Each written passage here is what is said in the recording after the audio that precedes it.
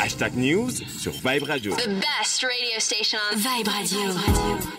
Vibe Radio 102.3, le nouveau son. Et si vous nous prenez en cours, sachez que vous écoutez votre magazine Hashtag News et nous émettons depuis l'immeuble Claire Afrique au 3e étage. Alors, Serine Cheikh Abdou Khadsek, on démarre avec vous. Traque des biens mal acquis, la demande de confiscation des comptes de Karim Wade définitivement rejetée. L'État du Sénégal débouté une seconde fois. La Cour d'appel de Monaco a refusé de confisquer les sommes saisies dans les comptes bancaires de Karim Wade. Le Parti démocratique sénégalais estime que c'est une grande victoire qui ouvre la porte à une candidature de M. Karim Wade. Écoutons Lamine Ba, membre du Parti démocratique sénégalais. La justice, le droit, partout où il est dit, a été favorable à Karim Wade. C'est à l'État du Sénégal maintenant de tirer les conséquences et de se rendre compte que ce que nous avions dit il y a quelque temps sur la CREI, que c'est la réalité. La CREI n'est pas une bonne juridiction, elle n'est pas efficace et elle n'est pas capable aussi de garantir un procès équitable. Et c'est ce que les gens disent partout, CEDEAO, tribunal de grande instance de Paris, cour d'appel de Paris, Monaco, Luxembourg, groupe de travail des Nations Unies, cour de justice de la CEDEAO. Maintenant, c'est ça la triste réalité. Il faut faire avec.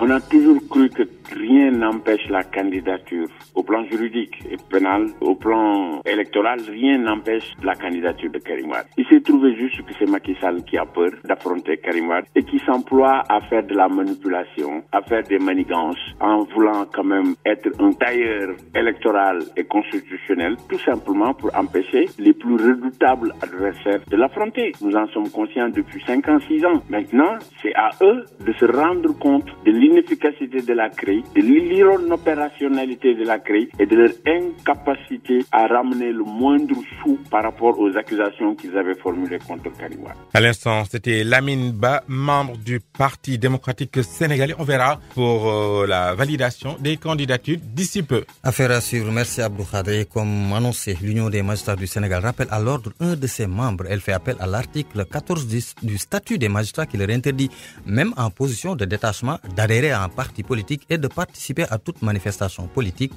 Il est demandé au directeur général du Petit Train Bleu, Oumar Boun Khatab Silla, de mettre fin à ses activités. Cheikh Ahmed Tidiane Youm, secrétaire à la presse de l'Union des magistrats du Sénégal, que je vous propose d'écouter au micro d'Abdou Khadsek. L'UMS a estimé devoir sortir un communiqué pour le condamner. Et c'est de manière très ferme, car estimant que l'acte a été posé en violation du statut des magistrats et qu'il porte gravement atteinte à l'image de la magistrature dans son ensemble. En tant que structure qui se veut fidèle à sa posture de défense des valeurs et principes fondateurs de la justice, l'UMS ne peut naturellement garder le silence sur certains faits qui l'interpellent directement. Il s'est donc agi de dénoncer l'acte, de rappeler les dispositions du statut, en l'occurrence l'article 14, mais également d'inviter le collègue à mettre un terme à ses activités, ou à défaut, au moins qu'il se place dans une position statutaire compatible avec de telles activités. Effectivement, ces interdictions concernent le magistrat en position de détachement. Et pour s'en convaincre, il suffit de lire l'article 14 de la loi numéro 2017-10 du 17 janvier 2017 portant statut des magistrats, qui dispose de façon très claire que les magistrats, même en position de détachement, n'ont pas le droit d'adhérer à un parti politique et toute manifestation politique leur est interdite. À l'instant, Cheikh Ahmed Tidiane Youm, qui est le secrétaire à la presse de l'Union des magistrats du Sénégal. Les hashtags étant vidés, place maintenant à la deuxième partie de l'émission et nous recevons le secrétaire général du syndicat des travailleurs de la justice, Maître Aïboun Malik Diop. Maître, bonjour. Bonjour.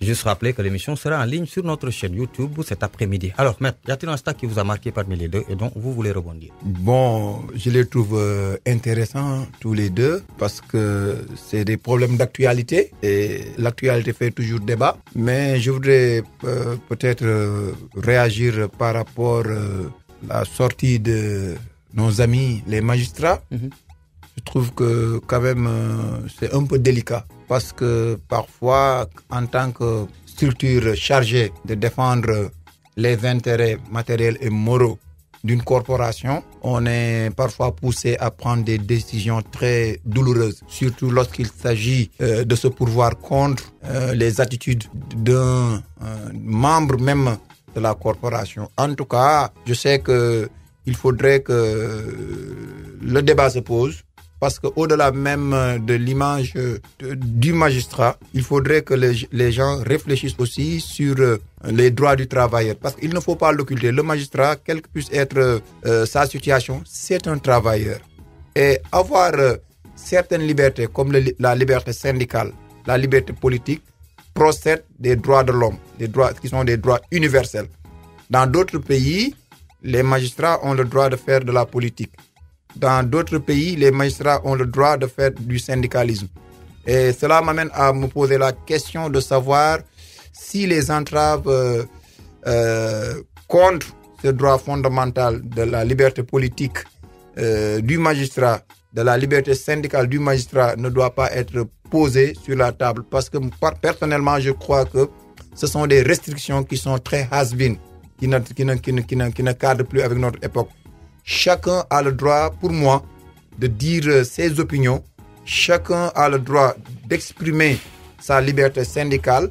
Maintenant, quand on fait partie d'une corporation qui est gérée avec des lois ou des règles dirimantes, il faut les prendre en conséquence et agir en voie de conséquence. Sans quoi, prendre la grande décision de quitter. Voilà, affaire à suivre, maître.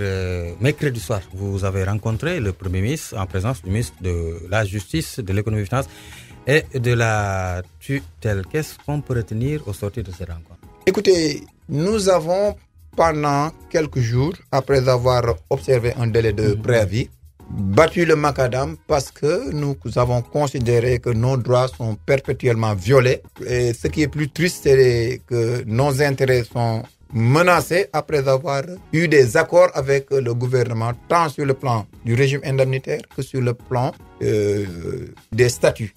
Donc, on a eu des accords de part et d'autre. Mais on se rend compte qu'il y a des revirements spectaculaires avec le gouvernement et cela nous a poussé à user de notre droit syndical, c'est-à-dire opérer des cessations collectives du travail pour se faire entendre.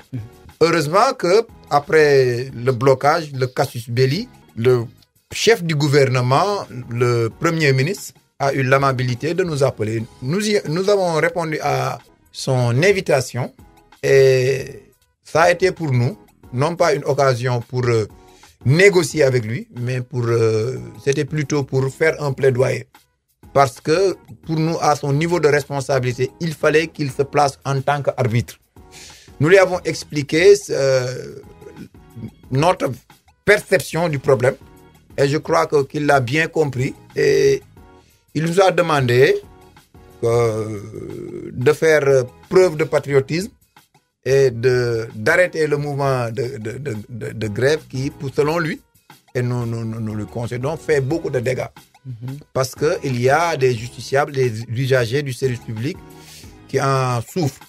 Nous le savons, mais nous lui avons rétorqué que nous sommes acculés, nous sommes contraints à user de ce droit parce que nous avons été poussés à notre dernier retranchement et que quelque part, ce qui est regrettable dans tout ça, nous avons perçu une volonté politique sans équivoque de Monsieur le Président de la République et sans équivoque de la part de lui-même, Premier ministre, de prendre en compte les doléances des travailleurs de la justice et de les satisfaire. Mais seulement, il y a des goulots d'étranglement à différents niveaux de l'administration et nous avons pointé du doigt à quel niveau ces goulots d'étranglement se trouvent et je crois qu'il a compris et que des solutions seront bientôt mises en œuvre. Donc ça veut dire que la grève va continuer. Mais effectivement, bon, la grève va continuer. Ça, c'est pas El Hadj Ayaboun Malick Diop, secrétaire général, qui va en décider. Nous avons lancé une concertation avec les travailleurs de la justice. Nous allons mettre le week-end à profit pour recueillir l'ensemble de ces concertations et prendre une position systématisée. Mais ce qui est sûr et certain, le bureau exécutif national a été très sensible au discours du Premier ministre et qui nous a transmis aussi toutes les disponibilités du président de la République. Donc, comme j'ai l'habitude de le dire, nous ne sommes pas des va-t-en-guerre, nous ne sommes pas des faucons, nous sommes des travailleurs et nous sommes dans un secteur qui fait que nous sommes obligés d'être des personnes responsables. Donc, nous avons compris. Dans ce cas, vous êtes en grève pour non-respect des accords signés le 17 octobre. Et en même temps, vous êtes sensible à encore des discours. Est-ce que vous n'êtes pas contradictoire à la fin? Non, ce n'est pas une contradiction en soi. Parce que lorsque une autorité appelle à notre sens de patriotisme, nous disant que vos compatriotes souffrent du martyre de votre grève, mais vous ne pouvez qu'être sensible. Mais vous le savez au début. Mais vous savez au début que ce sont les conséquences d'une grève aussi. D'accord. Même avant même d'entamer, vous saviez. Mais vous me laissez continuer, je vais vous dire. Vous savez, la sensibilité, c'est du domaine du cœur. Mais de quelque part, du cœur, de l'émotion. Mais les décisions ressortent du domaine de l'intellect. Donc c'est comme j'ai l'habitude de le dire, Napoléon disait que le cœur d'un homme d'État se trouve dans sa tête. Parfois, on peut être sensible à une chose, mais la raison vous dicte de faire autre chose. Donc, c'est pour vous dire que nous sommes très sensibles à ce qu'il a dit. C'est pour cela que nous allons répercuter tout cela au niveau de la base. Nous allons réfléchir et, de manière raisonnable, voir quelle est la conduite à tenir. Sensible aux autorités, mais ne pas sensible aux justiciables pendant 12 plans d'action. Non, les autorités n'ont fait que répercuter ce qu'ils ont perçu de la population. Parce qu'il leur appartient de parler en lieu et place de la population. Parce que nous ne rencontrons pas la population. La population n'a pas autre représentant que l'État. Donc, s'il nous dit que la population souffre, nous disons que nous sommes très sensibles. Mais que nous dit la raison?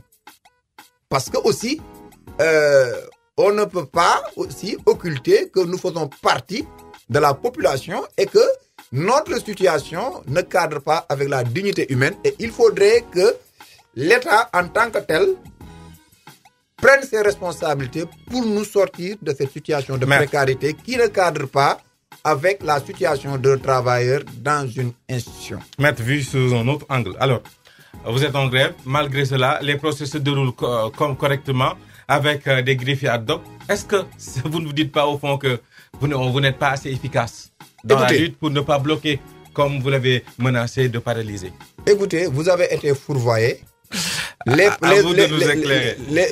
audiences ne se déroulent pas normalement. En réalité, il y a ce qu'on appelle les audiences de flagrant délit pour lesquelles la loi a dit qu'en cas d'absence d'un greffier, on peut faire recours à un greffier ad hoc.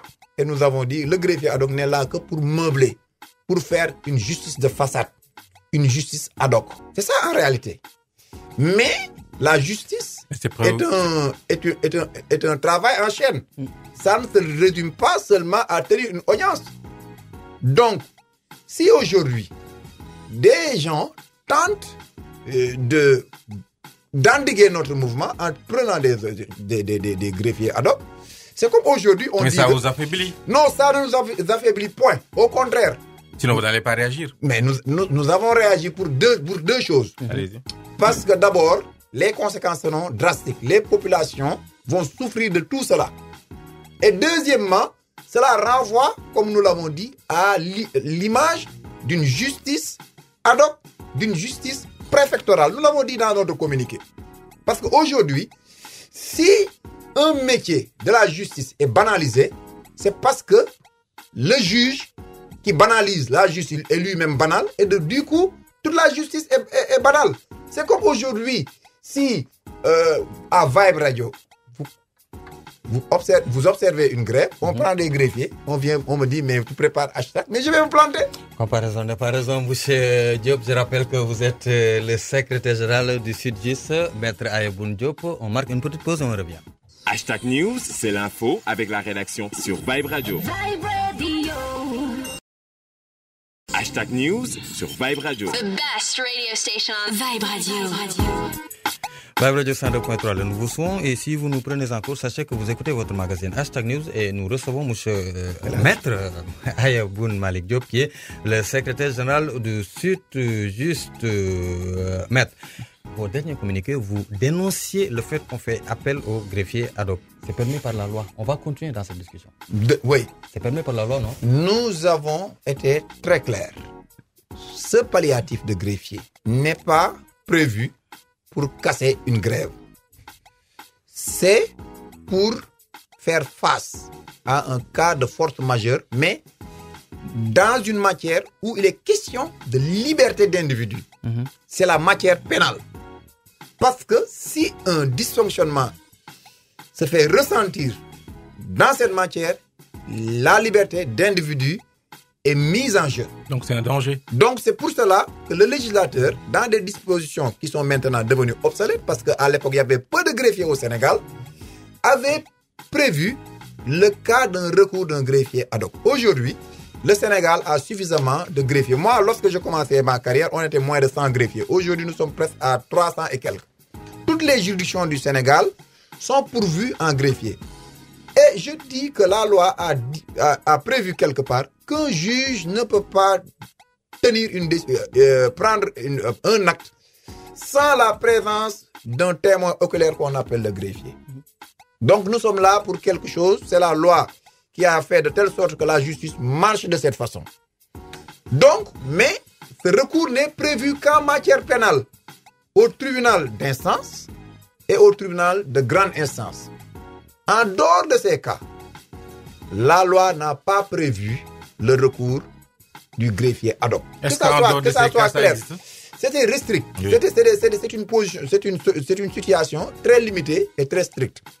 Maintenant, lorsqu'il y a une grève, il y a un dysfonctionnement du service public. Il n'appartient pas aux juges qui aujourd'hui sont en train de décrier, par exemple, le comportement de leurs collègues en leur opposant à la loi. Il ne leur appartient pas de violer la loi pour faire fonctionner la loi, la justice.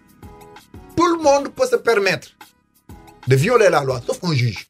Même un greffier, pour moi, peut se permettre de violer la loi, mais sauf un juge. Parce que lorsqu'un juge viole la loi, c'est l'image la plus hideuse de la justice qu'on peut avoir. Mais est-ce que réellement, les exceptions que vous avez citées, les juges sont en train de les fouler? Les exceptions. Le recours à un greffier, donc c'est l'exception. Oui. La règle générale, c'est que... Vous avez dit en matière pénale, c'est normal, mais il y a des exceptions où on ne peut pas faire recours, n'est-ce pas? La règle générale, c'est que on ne peut pas faire recours à un greffier ad hoc. Sauf, c'est l'exception maintenant. L'exception maintenant. Oui. L'exception, c'est en matière pénale et en tribunal d'instance et en tribunal grande instance. C'est-à-dire dans les petites juridictions. C'est le cas, oui ou non?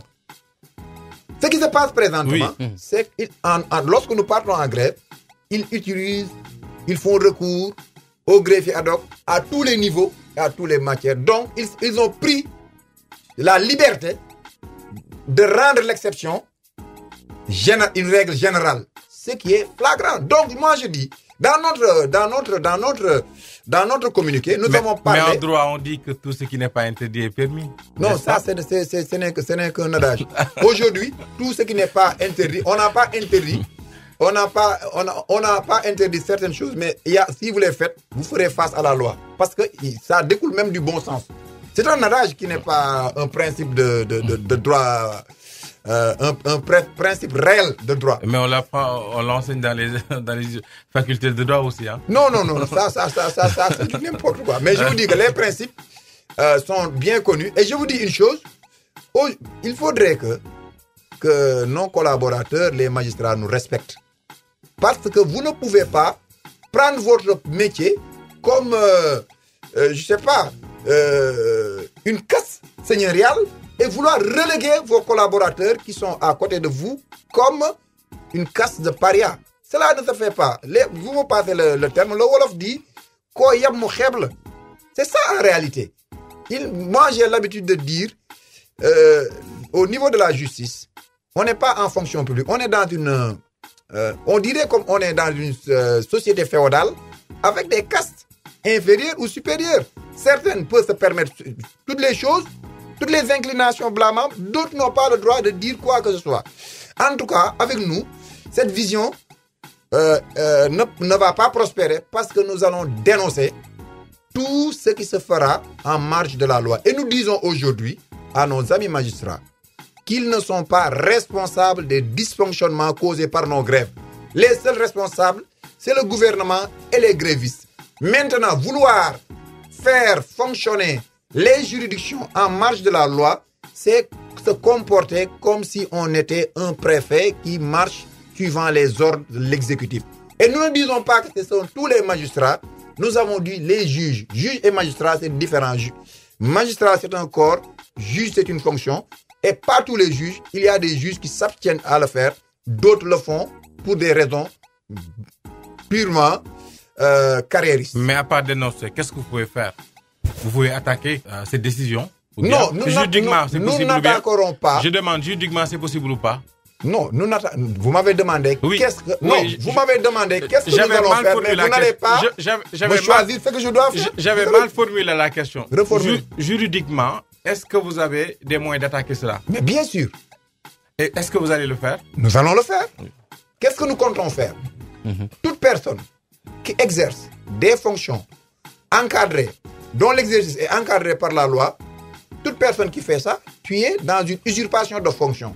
Donc, tous ces greffiers ad hoc qui se permettent d'exercer les fonctions de greffier, hormis les cas où la loi l'a permis, feront face à des poursuites pour usurpation de fonction.